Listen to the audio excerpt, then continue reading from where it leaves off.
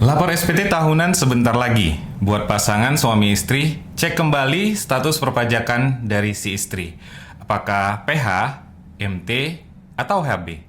Dan seperti apa perbedaannya? Simak di sini di Jackpot Semanggi.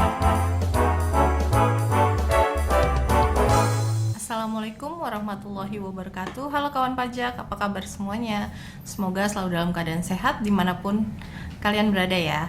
Selamat datang kembali di Jackpot Semanggi, Jakarta Selatan 1 Podcast, Semangat Membangun Negeri. Bersama saya Rizkyana, penyuluh pajak di Kanwil DJP Jakarta Selatan 1. Di sini kita akan berdiskusi terkait informasi perpajakan, baik itu tentang peraturan, aplikasi, dan hal lainnya yang akan menjadi tambahan pengetahuan bagi kawan pajak. Di kesempatan kali ini saya ditemani rekan saya Mas Arif yang juga merupakan penyuluh di Kanwil DJP Jakarta Selatan 1 ini. Halo Mas Arif. Halo Mbak Kiki, alhamdulillah baik nih, sehat. Dan halo kawan pajak semua. Perkenalkan saya Arif Hidayat dan kali ini kita akan membahas apa ini Mbak Kiki? Ini lanjutan dari episode sebelumnya nih. Oke, lanjutan ya. Karena kan yang kemarin ada menyinggung tentang PH, MT gitu kan. Oke. Nah, tapi kayaknya ada satu lagi nih ya yang bisa lah kita bahas nih. Oke. Mungkin Mas Arif bisa nanti terangkan ya. Tadi episode lalu ada PHMT dan sekarang ada yang perpajakan hidup berpisah untuk wanita. Nah, ini akan kita bahas pertama tentang yang perpajakan hidup berpisah dulu nih untuk wanita. Seperti apa sih Mas perlakuan perpajakannya? Ya. Oke Mbak Kiki, terima kasih. Jadi ini memang nyambung dengan episode Jackpot kita yang lain ya, yang membahas mengenai wanita kawin, pasutri lah ya, pasangan suami istri. Dan kita baru nyinggung nih HB ini mungkin jarang dibahas juga ya Mbak Kiki ya. Dan kayaknya kita bahas dulu deh karena memang HB ini agak berbeda dibandingkan yang PHMT. Ya mungkin kawan pajak semuanya mungkin membiasakan ya, ada istilah wanita kawin itu ada PH, ada MT, ada HB ya. Walaupun di episode yang lain kita udah jelaskan konsepnya adalah satu kesatuan ya, Family Tax Unit. Yang pertama ini yang HB ini itu adalah hidup berpisah ya. Jadi memang salah satu status perpajakan bagi wanita kawin yang ada di undang-undang. Dan pengertian dari HB itu sesuai dengan namanya, HB hidup berpisah, ini adalah kondisi di mana antara suami istri ini telah dinyatakan berpisah berdasarkan putusan hakim. Jadi legally ya, secara hukum mereka berpisah.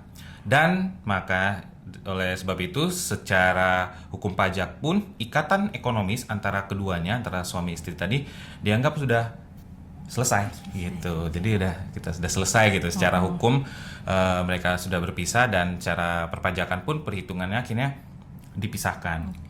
Maka bisa dikatakan antara suami dan istri ini mereka adalah kedua subjek pajak yang tidak ada hubungan perpajakan sama sekali gitu ya. Jadi ya mungkin kita bisa kaitkan dengan istilah mereka anggapnya tidak kawin jadinya statusnya. Status lajang, masing-masing lajang seperti itu. Baik Mas Aris, berarti bisa dikatakan nih karena sudah berpisah maka asas satu kesatuan ekonominya tuh gugur ya.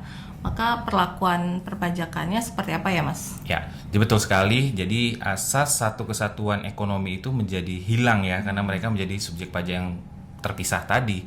Nah Mbak Kiki, betul sekali. Jadi kalau statusnya adalah HB, paling sederhananya kita lihat di administrasinya itu, maka nanti perhitungan perpajakannya pun akan murni individu masing-masing, jadi masing-masing, nggak ada penggabungan, nggak ada penggabungan penghasilan.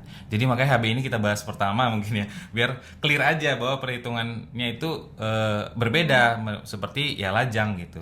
Ya seperti itu dia. Berarti boleh nggak sih Mas dicontohin nih gimana sih perhitungannya seperti apa? Oke, jadi perhitungannya mungkin agak panjang ya, tapi nggak apa-apa nih. Mungkin kawan pajak nanti bisa menganalogikannya juga ya. Kita contohkan aja ya Mbak Kiki. Misalnya di posisi suami, jadi ada keduanya ini adalah sudah hidup berpisah ya. Mungkin gampangnya kita bilang mantan suami gitu ya mungkin ya. Dari sisi, atau suami saja deh biar enak nih. Dari sisi suami dan istri yang sudah berpisah tadi, suami punya penghasilan 800 juta misalnya. Kemudian istri punya penghasilan 200 juta setahun ya, setahun. Kemudian ada anak nih, berdasarkan putusan hakim nih, maka ada pembagian pengasuhan mungkin ya. Jadi yang 2 anak ikut sama istri, 1 dengan ayahnya, jadi sesuami gitu. Bagi 2 dengan istri, 1 dengan ayah. Maka untuk perhitungannya nantinya di posisi istri, karena perhitungannya masing-masing ya, kita lihat dulu dari si istri. Tadi penghasilan setahunnya 200 juta, maka PTKP-nya karena dia 2 anak, dia menjadi TK 2 gitu ya, TK 2. Kalau TK 2 itu PTKP-nya sebesar 63 juta ya, kalau tidak benar 33 juta. Kemudian ketika dihitung dengan penghasilannya itu, maka ada 200 juta itu akan dikurangkan dengan 63 juta tadi. Hasilnya ya langsung aja 137 juta nih misalnya Mbak Kiki. Nah, atas 137 juta itulah pajak penghasilannya nanti dihitung atau dikalikan dengan tarif tarif pasal 17 ya, seperti itu. Tentunya nanti ada pengurangan juga dari kredit pajak kalau dia bekerja sebagai pegawai. Ada bukti potong, nanti akan diperhitungkan juga. Gitu dia. Jadi memang udah nggak ada penggabungan penghasilan ya? Iya, betul sekali Mbak Kiki. Jadi nggak ada lagi penggabungan penghasilan ya kawan pajak. Dan tidak ada proses yang nanti kita akan jelaskan juga ya, proses proporsional atau prorata tuh. PTKP bagi yang HB tadi ini akan kembali ke status masing-masing tadi. TK 2 misalnya, terus tadi si suami anaknya 1 ya gitu ya, maksudnya tanggungannya 1, maaf. Itu menjadi TK 1 misalnya. Termasuk ya misalkan ada harta gitu ya. Ya itu juga bisa jadi tidak ada unsur objek pajak penghasilan karena terpisah gitu, karena terpisah gitu. Baik, ada satu poin yang bikin saya penasaran ya tentang PTKP tadi nih Mas.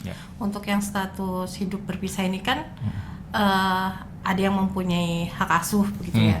Itu yang menjadi tanggungan itu yang ngeklaim siapa nih? Ayah atau ibu nih? Ya, kalau ini memang kita harus kembalikan lagi ke dokumennya ya. Tadi kan ada putusan hakim, jadi kita kembalikan aja secara kondisi sebenarnya seperti apa. Namun kalau kita melihat dari sisi aturan mengenai tanggungan ya Mbak Kiki, itu harus memenuhi unsur bahwa yang ditanggung ini memang seluruh biaya hidupnya dia yang nanggung gitu maksudnya, makanya tanggungan gitu. Jadi secara nyata yang menanggung biaya hidup dari si anak ini adalah benar-benar misalnya dari sisi suami ataupun nanti jadinya si istri gitu.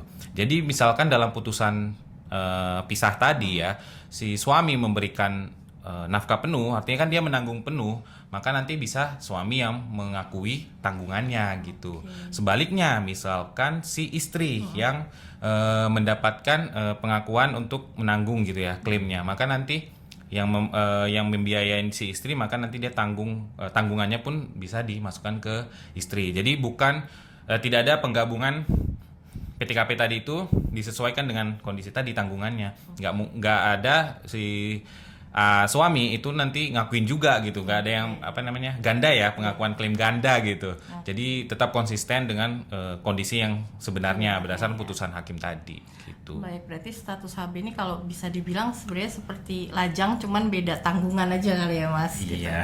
Nih, kalau kayaknya untuk HB kayaknya cukup jelas nih Mas, karena sebenarnya hampir sama kayak single, cuman beda tanggungannya aja ya. Nah sekarang seperti yang sebelumnya kita mau bahas PHMT nih. Kalau PHMT tuh seperti apa Mas perhitungannya nih? Nah, yang PHMT ini yang memang lebih banyak ini dipusingkan juga ya, karena nanti di Kortex kan ada perhitungan gitu ya, ada perhitungan kalau kita terlanjur mengakui PHMT. Jadi pastikan kembali untuk status ini apakah memang memenuhi ketentuan yang ada di undang-undang. Seperti apa? Jadi gini, kawan pajak, PH kita bahas satu-satu ya Mbak Kiki ya. PH itu apa? PH itu adalah pisah harta.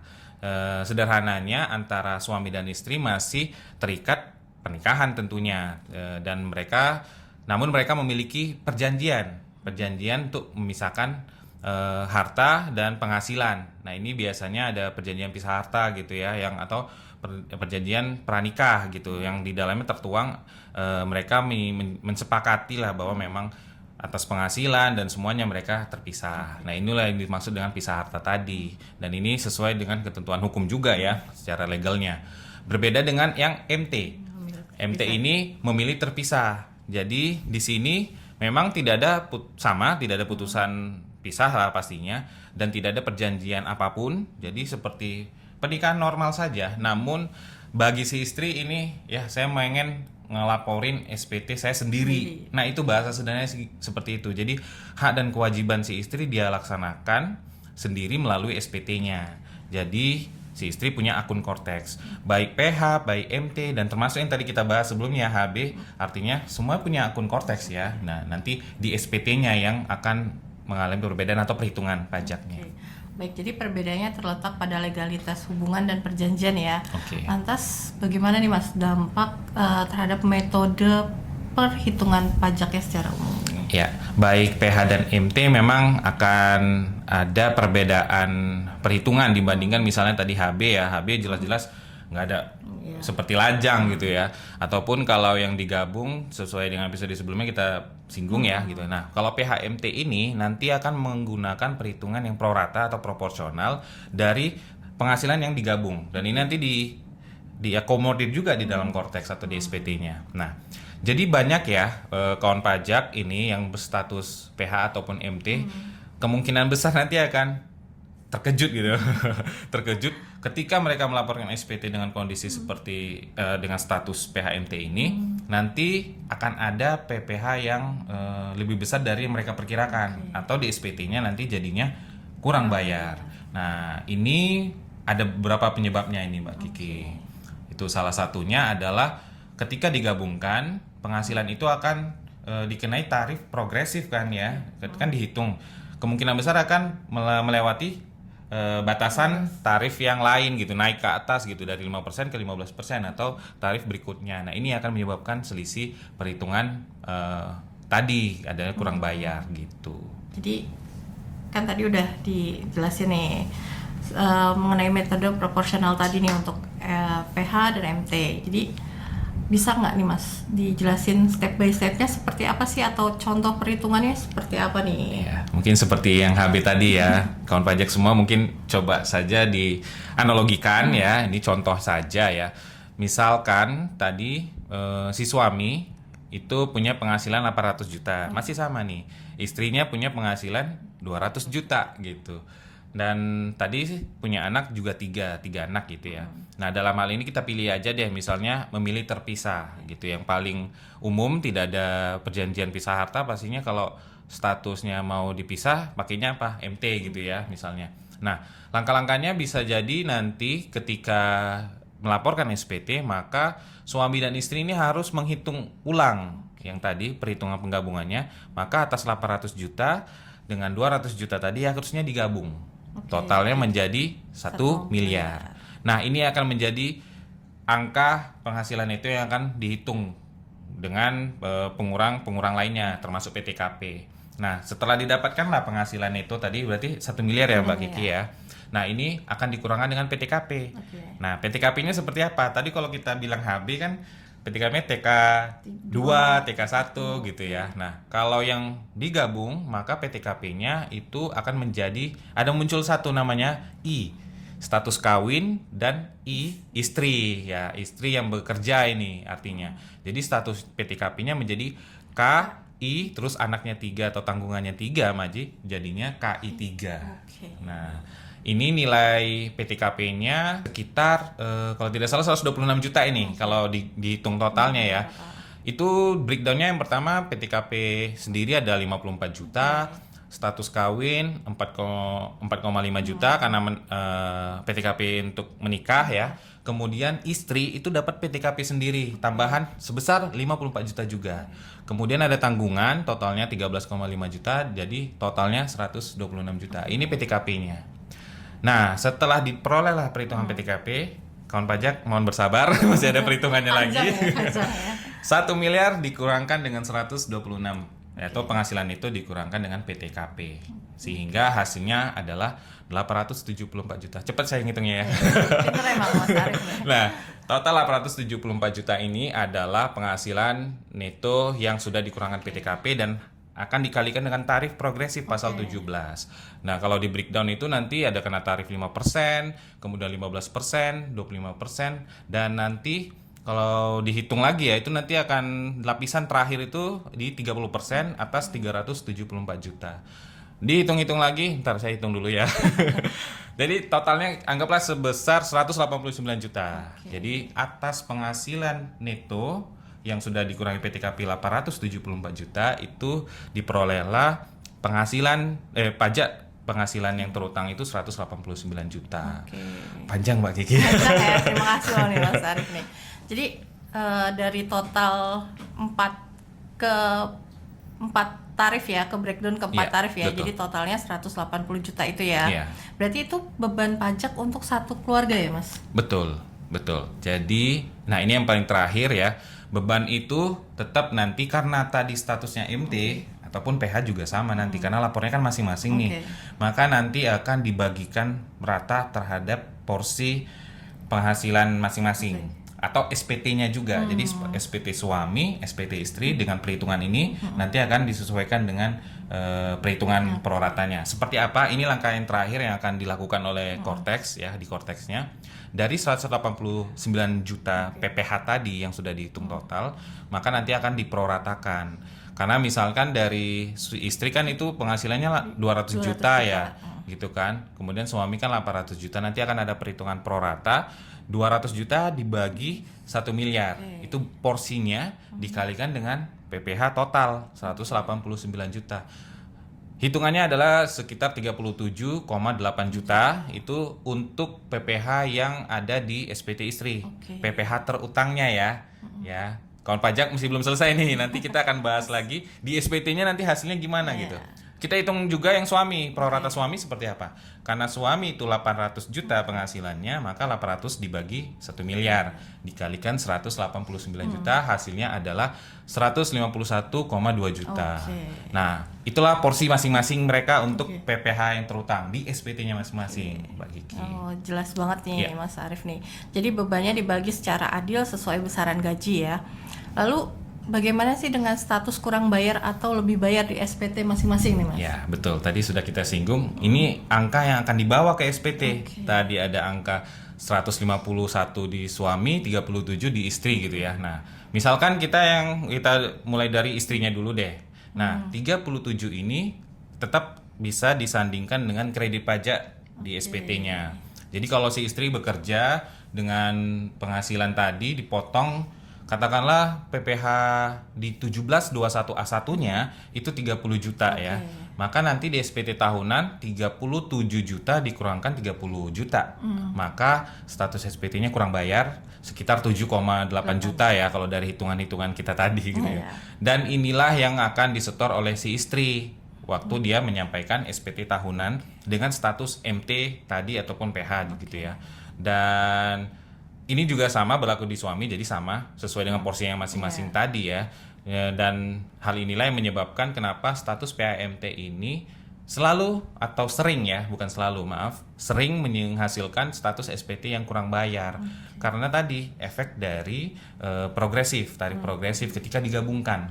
Itu dan akan punya kecenderungan ya kawan pajak semua itu penghasilannya akan masuk ke lapisan tarif yang lebih tinggi gitu. Kalau kita lihat di bukti potong 1721A1 kan mungkin tidak sebesar itu ya karena belum digabung penghasilannya total. Jadi suami dari 800 juta dihitung itu sama kantornya gitu ya. Bukti potong yang terbit hanya 100 jutaan mungkin gitu ya. Nah, sedangkan dihitung ulang sebesar 151 juta akan kurang bayar juga.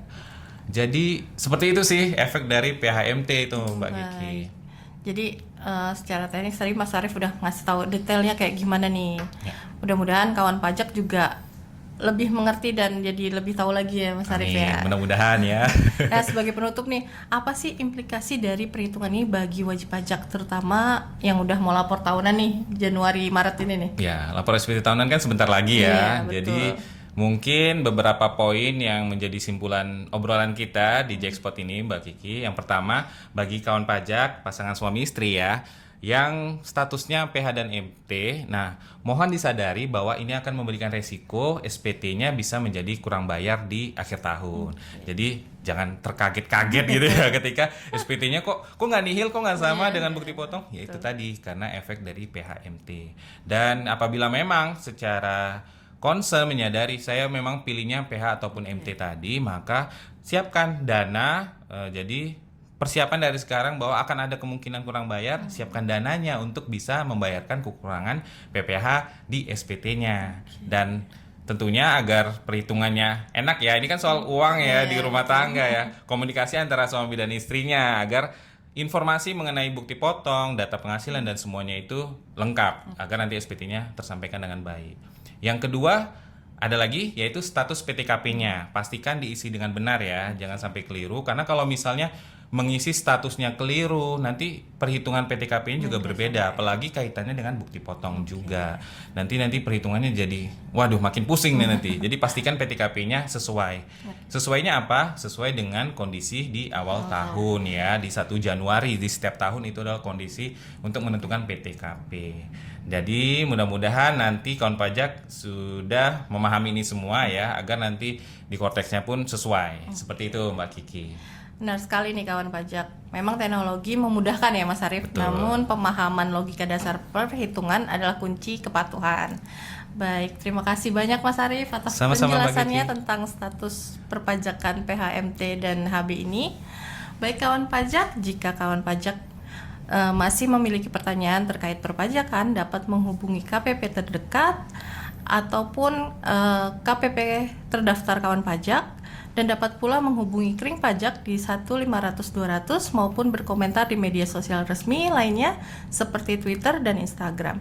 Kami selaku tim penyuluh Kanwil DJP Jakarta Selatan 1 mengucapkan terima kasih kepada kawan pajak yang sudah menonton Jackspot ini sampai dengan selesai. Semoga diskusi ini bermanfaat. Mohon maaf jika ada kekeliruan dan sampai jumpa pada episode berikutnya di Jackspot Semanggi. Jakarta Selatan 1 Podcast, semangat membangun negeri. Pajak tumbuh, Indonesia tangguh. Wassalamualaikum warahmatullahi wabarakatuh.